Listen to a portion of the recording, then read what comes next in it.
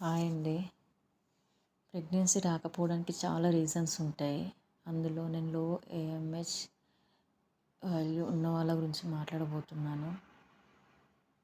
Doctors లో AMH ఉంది అనేసరికి చాలామంది టెన్షన్గా ఫీల్ అయిపోతారు. నా పిల్లలు పుట్టరేమో, ఇక నా లైఫ్ ఇంతేనేమో అని టెన్షన్ పడుతూ, ఆందోళన పడుతూ ఇంకా డిప్రెషన్లోకి వెళ్ళిపోతారు.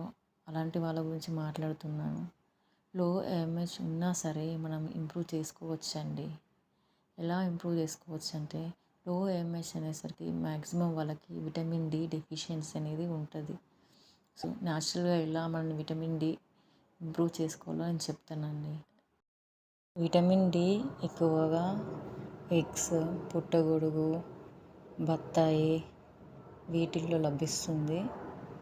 అలాగే సన్ చార్జ్డ్ వాటర్ కూడా తీసుకోండి.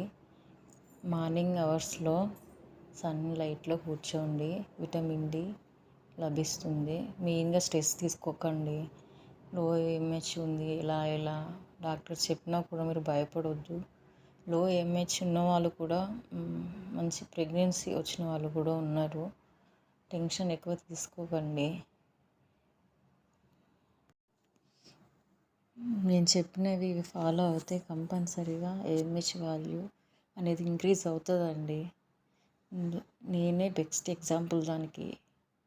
నాకు ఏఎంహెచ్ వాల్యూ ఫస్ట్ తీయించుకున్నప్పుడు 1.8 సంథింగ్ వచ్చింది.